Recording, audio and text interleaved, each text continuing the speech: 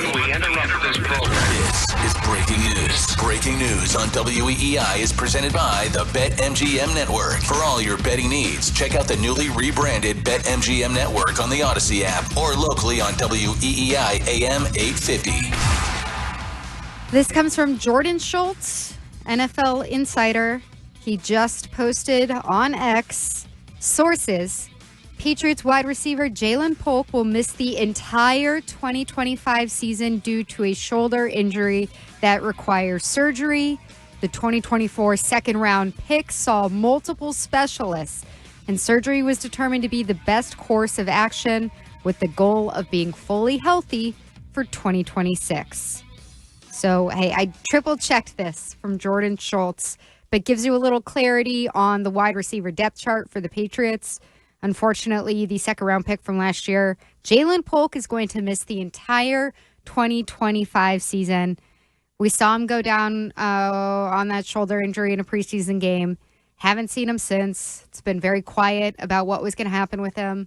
I thought this was a strong possibility because the way that he walked off the field, he was against the Commanders. He was holding that arm and that shoulder so awkwardly. It was pretty obvious that it was the one that he had surgery on. So I gotta say, like, Polk's had the worst on-ramp into the NFL that I can remember. And ironically, this injury is going to probably not only prolong his time with the Patriots, but give him a greater chance to play down the road. Because I think before this injury in training camp, I don't think he was going to make the roster anyway. I mean, Kayshon Boutte was repping above him. Mac Hollins obviously came back and repped high right away. Kyle Williams, it felt like, was repping above Ja'Lynn Polk and was a rookie anyway that they like a lot. So maybe this will give him an opportunity to rehab fully, get immersed in the playbook, come back stronger, and have a chance to make the roster next year. But like I said, this injury in an ironic way helps his chances of staying around here, because I don't think he was going to make the roster if he doesn't get hurt and put on IR. But he continues to be somebody who I just think is, he and Javon Baker are so far behind the program where they're supposed to be in the NFL. Like, not even just where they're supposed to be for where those guys, where Ja'Lynn Polk in particular was picked, and just like the 2019 draft, he's always going to be compared to Ladd McConkey because you were sitting in a position where you could have had Ladd and you decided to go this other way. I feel bad for the guy. Unfortunately for him, it is a lot of clarity on the wide receiver room. I think right now, if you had to ask me today, barring any big trade for Terry McLaurin, I would say that your depth chart goes Stefon Diggs, Kayshon Boutte, Pop Douglas, Kyle Williams.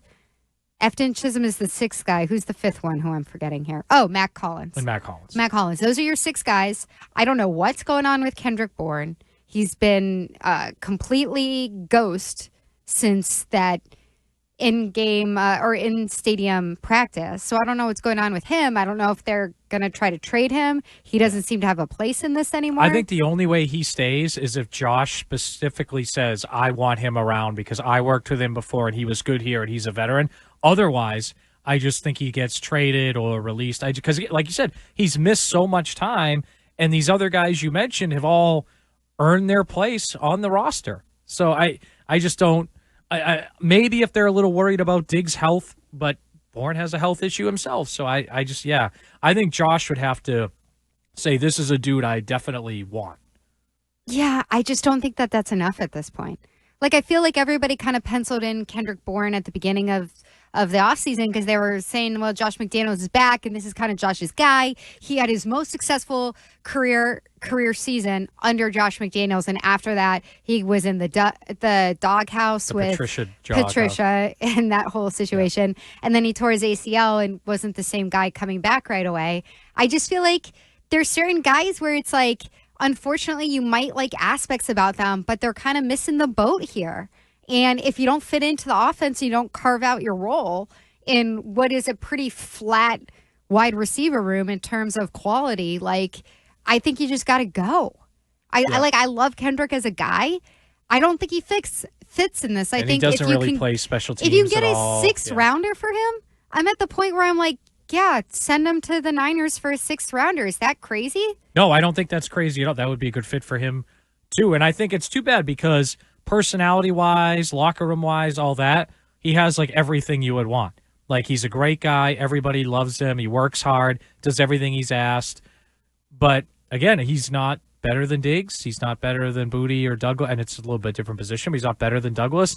I'm not putting him above Kyle Williams, who's shown a lot despite not really impacting the stat sheet. So I just don't see him above any of those guys. And on top of it, he's hurt. Like, if he was fully healthy and he was right there with some of those guys. Like, if he was in there every single day. Yeah.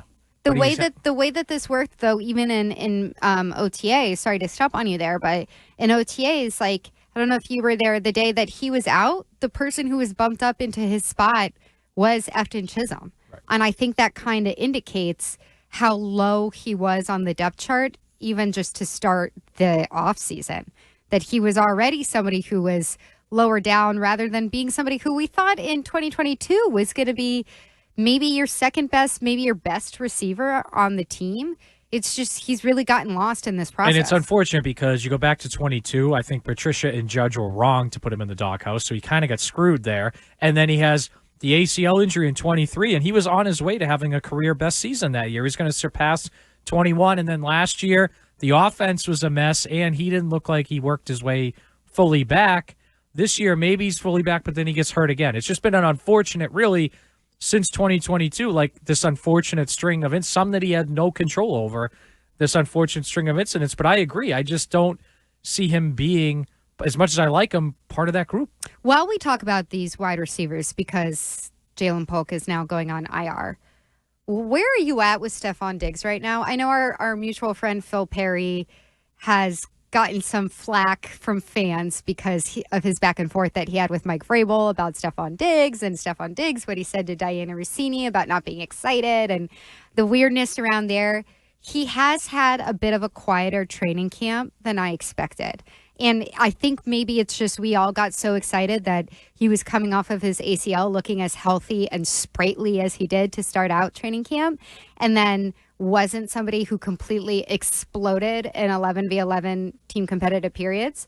Where are you at with your confidence level and who he might be on the depth chart? So when they signed him, I thought it was going to be like a week 5 thing. He'd be back. And now I think he's going to be out there week 1. So that's progress, and I'm happy about that. I'm with you. He hasn't been super explosive, making plays left and right.